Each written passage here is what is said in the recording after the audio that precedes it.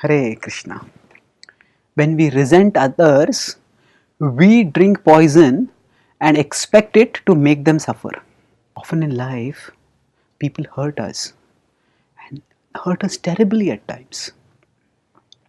At that time, a natural human reaction is that we become resentful. Why did this person do this to me? How could they have been so unfair? How could they have been so cruel? How could they have done like this? And if we see that they are just happily going on with their life, that makes us all the more resentful.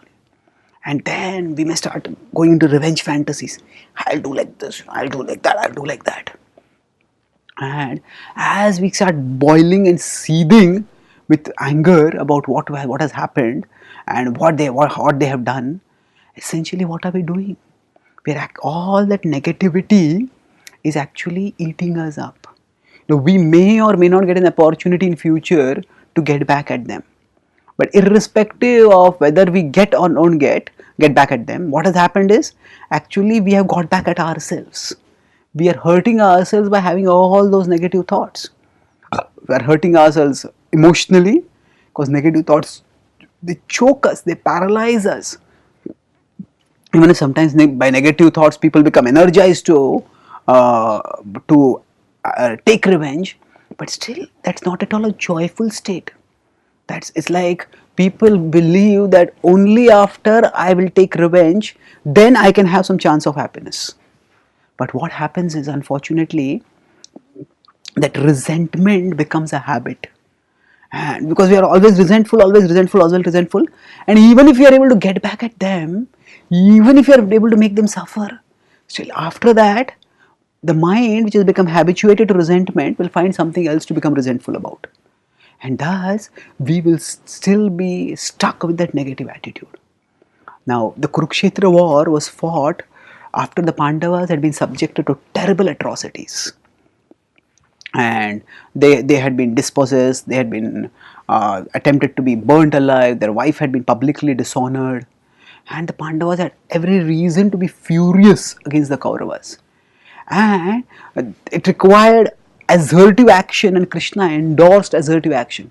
But still Krishna tells Arjuna, when he asks him to take assertive action, he says, don't be inimical towards them.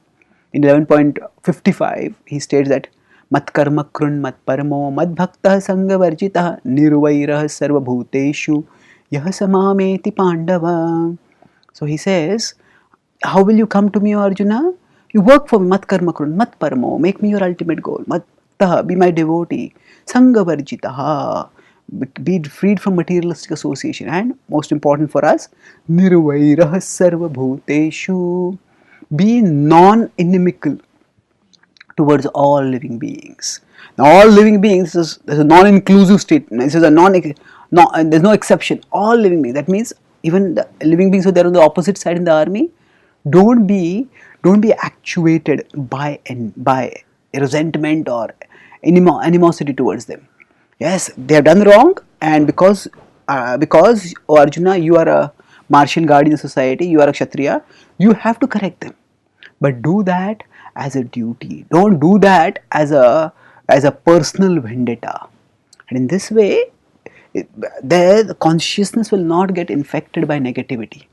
And then Krishna says, if you are doing it with a mood of detached devotional dutifulness, then you will come to me. Yah samameti pandava. Such people will come to me. So sometimes some people may commit such terrible wrongdoings that they may not be forgivable. That for their own well-being, for others' well-being, they may need to be punished. So we may at an external level, depending on time, place, circumstance, decide whether to take action against them or just let the history be, let it be just history, let the dead past bury its dead. We may decide that practically. But more important is that internally we stay focused on Krishna and our service to Krishna.